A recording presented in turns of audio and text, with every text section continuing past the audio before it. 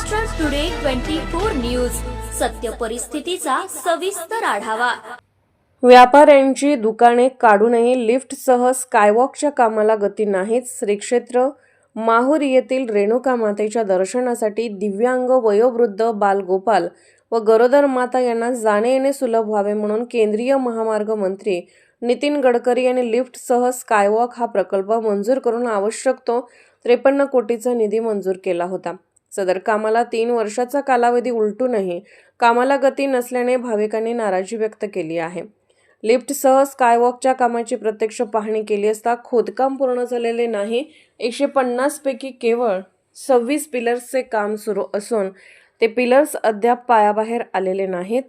या प्रकल्पासाठी काही व्यापाऱ्यांनी 2.5 वर्षापूर्वी तर काही व्यापाऱ्यांनी 6 महिन्यांपूर्वी आपली दुकाने काढलीत आणि आपल्या उदरनिर्वाहाचा प्रश्न गंभीर बनवून प्रशासनाला सहकार्य केले। त्या व्यापाऱ्यांची अवस्था अतिशय दयनीय झाली आहे।